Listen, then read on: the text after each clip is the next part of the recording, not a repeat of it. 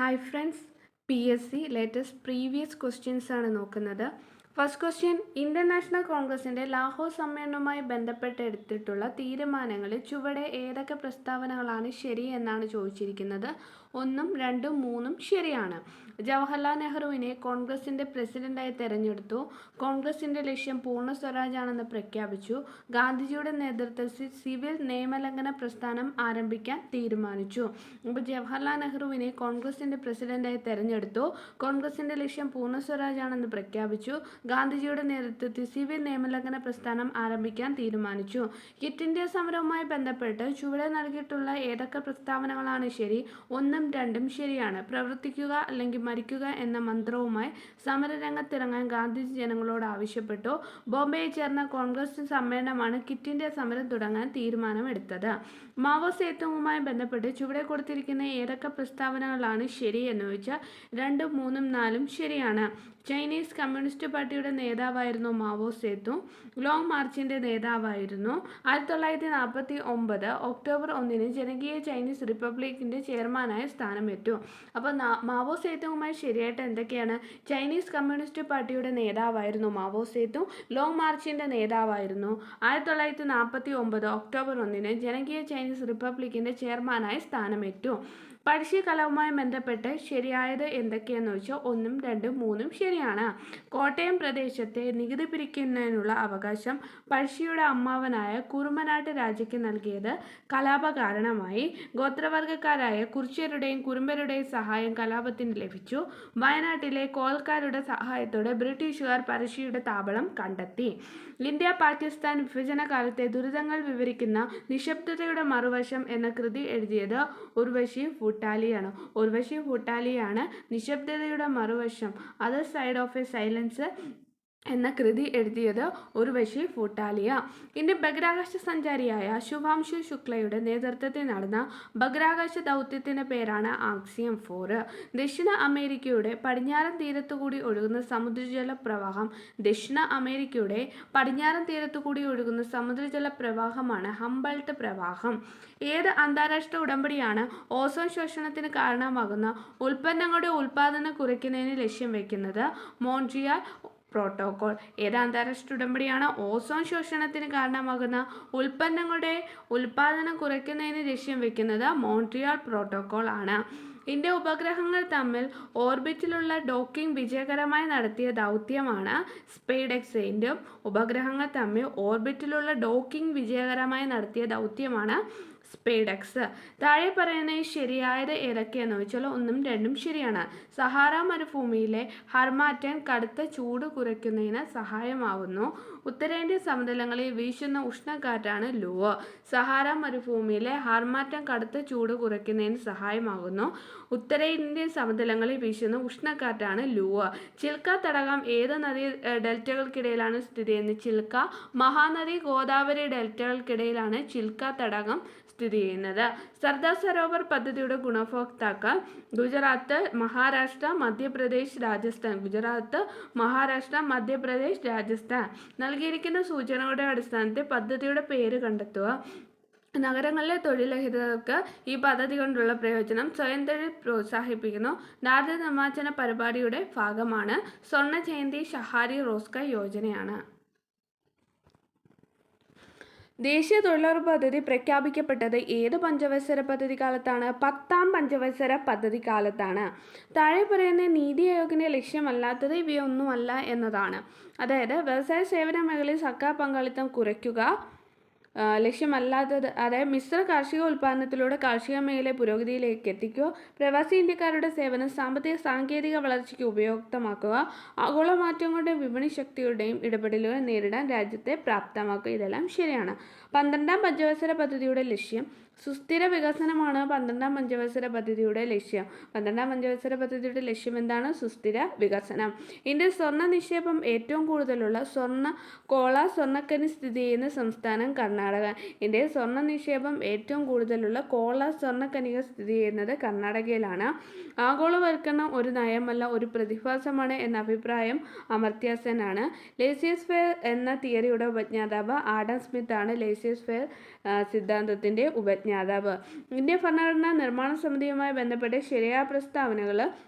ഭരണഘടനാ നിർമ്മാണ സഭ എന്ന ആശയം മുന്നോട്ട് വെച്ചത് എം.എൻ. റോയി ആണ്. ആദ്യ സമ്മേളനം നടന്നത് 1946 ഡിസംബർ 9-നാണ്.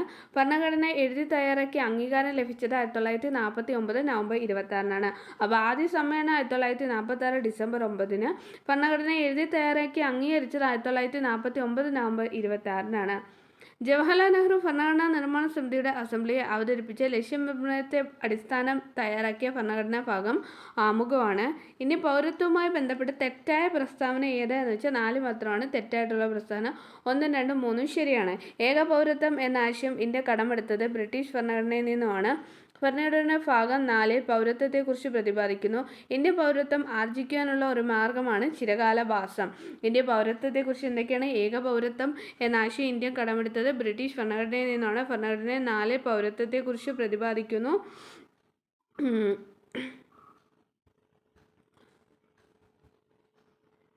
പൗരത്വം ആർജിക്കാനുള്ള ഒരു മാർഗമാണ് ചിരകാലവാസം എന്ന് പറയുന്നത്.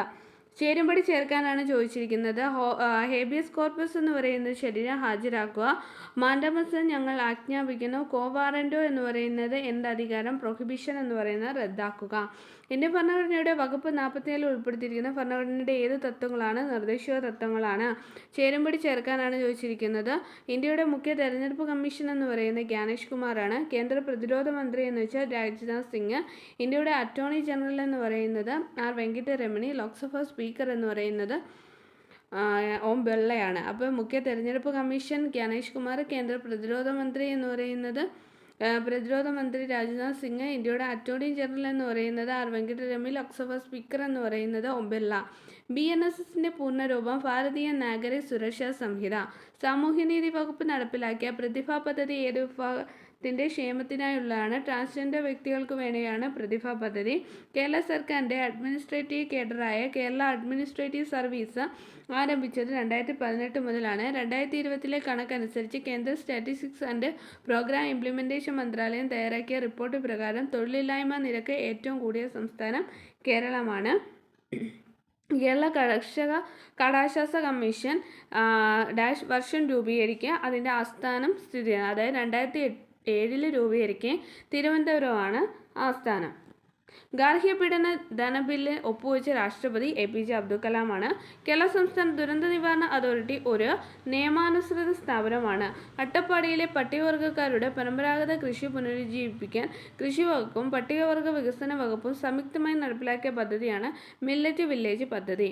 മനുഷ്യൻ രക്തം കട്ടപിടിക്കാൻ ആവശ്യമായ വിറ്റാമിനാണ് വിറ്റാമിൻ K. മനുഷ്യൻ രക്തം കട്ടപിടിക്കാൻ ആവശ്യമായ വിറ്റാമിൻ K ആണ്. ലോകാരോഗ്യ ദിനം എന്ന് പറയുന്നത് ഏപ്രിൽ 7-ആണ്. ജൈവവൈവിധ്യം എന്ന നാമം ജനകീയമാക്കിയ സാമൂഹ്യ ജീവശാസ്ത്രജ്ഞനാണ് എഡ്വേർഡ് വിൽസൺ. അപ്പം ജൈവവൈവിധ്യം എന്ന നാമം ജനകീയമാക്കിയത് എഡ്വേർഡ് വിൽസൺ ആണ്. മനുഷ്യശരീരത്തിലെ ഏറ്റവും നീളം കൂടിയ അസ്ഥിയാണ് ഫീമർ. മലേറിയ ഉണ്ടാക്കുന്ന രോഗാണുവാണ് പ്ലാസ്മോഡിയമാണ്. താഴെ കൊടുത്തിരിക്കുന്നവയും പോളിജനിക് പാരമ്പര്യത്തിന് ഉദാഹരണം ഏത് എന്ന് വെച്ചാൽ മനുഷ്യ ത്വക്കിൻ്റെ നിറമാണ്. ഏത് മന്ത്രിസഭയുടെ കീഴിലാണ് ഇന്ത്യൻ സെമി കണ്ടക്ടർ മിഷൻ പ്രവർത്തിക്കുന്നത്? ഇലക്ട്രോണിക്സിൻ്റെയും ഇൻഫർമേഷൻ ടെക്നോളജിയുടെ മന്ത്രിസഭയിലാണ്. 2025 ICC ചാമ്പ്യൻസ് ട്രോഫി കിരീടം ജയിച്ച രാജ്യം എന്ന് വെച്ചാൽ ഇന്ത്യ. ആകാശം നീല നിറത്തിൽ കാണുവാൻ കാരണമായ പ്രകാശത്തിൻ്റെ പ്രതിഭാസമാണ് വിസരണം. 25 കിലോ മാസുള്ള ഒരു വസ്തു ഭൂഗുരുത്വാകർഷണ ബലത്താൽ നിർബാധം താഴേക്ക് പതിക്കുമ്പോൾ അതിൻ്റെ ഭാരം എത്രയായിരിക്കും? 0 ആയിരിക്കും. കർണാടകയിലെ ബീജാപൂരിലുള്ള ഗോൾഗുബസ് എന്ന മർമര ഗോപുരത്തിനുള്ളിൽ ഒരു ചെറിയ ശബ്ദം ഉണ്ടാക്കുകയാണെങ്കിൽ പോലും ആ ശബ്ദം ഗാലറിക്കുള്ളിൽ ആവർത്തിച്ച് കേൾക്കാം. ഇത് ശബ്ദത്തിൻ്റെ ഏത് പ്രതിഭാസമാണ്? അനുരണനമാണ്. സ്പെയിനിൽ പോയ ആദ്യ ഇന്ത്യക്കാരനാണ് രാകേഷ് ശർമ്മ. റഷ്യയിലെ വ്യോമതാവളത്തിൽ യുക്രൈൻ നടത്തിയ ഡ്രോൺ ആക്രമണത്തിന് നൽകിയ പേര് ഓപ്പറേഷൻ സ്പൈഡർ വെബ് ആണ്. താഴെ പറയുന്ന ജലത്തിൻ്റെ pH മൂല്യം ഏറ്റവും കൂടുതൽ കാണപ്പെടുന്ന ലവണം സോഡിയം കാർബണേറ്റിലാണ്. ജലത്തിൻ്റെ pH മൂല്യം ഏറ്റവും കൂടുതൽ കാണിക്കുന്ന ലവണം. ചൂടാക്കുമ്പോൾ നൈട്രജൻ വാതകം പുറത്തുവിടുന്ന സംയുക്തമാണ് അമോണിയം നൈട്രേറ്റ്. താഴെ പറയുന്ന രൂപാന്തരം കാണിക്കാത്ത മൂലകമാണ് ബിസ്മത്ത്. ഇനി ശരിയായ ജോഡി എന്ന് പറയുന്നത് അയ്യങ്കാളി സാധുജന പരിപാലന സംഘമാണ് ശ്രീനാരായണ ഗുരു ശ്രീനാരായണ ധർമ്മ പരിപാലന യോഗം. എഴുത്തച്ഛൻ പുരസ്കാരവുമായി ബന്ധപ്പെട്ട തെറ്റായ പ്രസ്താവന 3 ആണ്. കേരള സർക്കാരിൻ്റെ ഏറ്റവും വലിയ സാഹിത്യ ബഹുമതിയാണ് എഴുത്തച്ഛൻ പുരസ്കാരം. 5 ലക്ഷം രൂപയും പ്രശസ്തി പത്രവും ശില്പവും അടങ്ങുന്നതാണ് അവാർഡ്. കേരളത്തിലെ പ്രധാന ആഘോഷങ്ങളെക്കുറിച്ച് ശരിയായവ ഏത് എന്ന് വെച്ചാൽ എല്ലാം ശരിയാണ്. തിരുവാതിര എന്ന് വെച്ചാൽ ധനുമാസത്തിലെ തിരുവാതിര നക്ഷത്രത്തിൽ ആഘോഷിക്കണം. അപ്പോൾ തിരുവാതിര ധനുമാസത്തിലെ തിരുവാതിര നക്ഷത്രത്തിൽ ആഘോഷിക്കുന്നു. ഓണം എന്ന് വെച്ചാൽ കേരളത്തിൻ്റെ ദേശീയോത്സവമാണ്. വിഷു എന്ന് പറയുന്നത് പുതുവർഷ ഉത്സവത്തെയും പ്രകൃതിയുടെ ഉണർവിനെയും സൂചിപ്പിക്കുന്നു. 2024 പാരീസ് ഒളിമ്പിക്സിൻ്റെ സമാപന ചടങ്ങിൽ ഇന്ത്യ പതാക ഏന്തിയത് PR ശ്രീജേഷ് മനൂഫാക്കർ. KR മീരയുടെ കൃതികൾ ഉൾപ്പെടാത്തത് അമാവാസ്യയും ഗസൽ മാനസാന്തരവുമാണ്. ഉൾപ്പെടുന്നത് ആരാച്ചാർ, മീര സാധു, ആ മരത്തെയും മറന്നു ഞാൻ, ആവേ മറിയ, ഓർമ്മയുടെ ഞരമ്പ്, ഗില്ലറ്റ്. അപ്പോൾ KR മീരയുടെ കൃതികൾ വരുന്നത് ഏതൊക്കെയാണ്?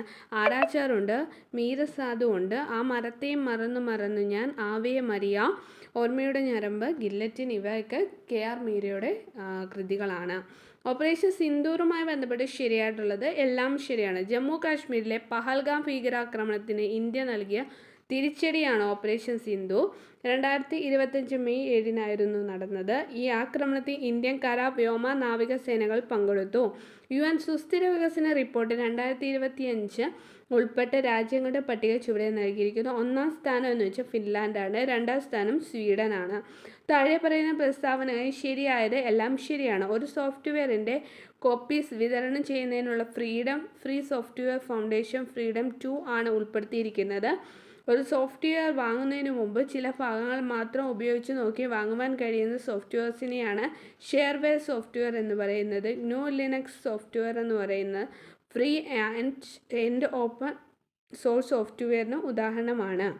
താഴെ തന്നിരിക്കുന്ന നെറ്റ്വർക്കിനെ കുറിച്ചുള്ള പ്രസ്താവന ശരിയല്ലാത്ത 3 മാത്രമാണ്. അപ്പോൾ ശരിയായിട്ടുള്ളത് 1ഉം 2ഉം ആണ്. ഡിജിറ്റൽ സിഗ്നലുകളെ അനലോഗ് സിഗ്നലുകളാക്കി മാറ്റാൻ മോഡം ഉപയോഗിക്കുന്നത്. സിഗ്നലുകളെ പുനർനിർമ്മിക്കുവാൻ വേണ്ടി റിപ്പീറ്റേഴ്സ് ഉപയോഗിക്കുന്നു. അപ്പോൾ ഡിജിറ്റൽ സിഗ്നലുകളെ അനലോഗ് സിഗ്നലുകളാക്കി മാറ്റാൻ മോഡം ഉപയോഗിക്കുന്നു. സിഗ്നലുകളെ പുനർനിർമ്മിക്കാൻ വേണ്ടി റിപ്പീറ്റേഴ്സ് ഉപയോഗിക്കുന്നു. വിത്തുകളുടെ ഉൽപ്പാദന വിതരണ ശൃംഖല ഫലപ്രദമായി നിരീക്ഷിക്കാനും വിത്തുകൾ പ്രഭവസ്ഥാനത്ത് നിന്നൊരു കർഷകന് എത്തുന്നതുവരെ പൂർണ്ണമായി പിന്തുടരാൻ കഴിയുന്ന ഒരു ഡിജിറ്റൽ എക്കോസിസ്റ്റം ഭാരത സർക്കാർ 2023 തുടങ്ങിയിട്ടുണ്ട്.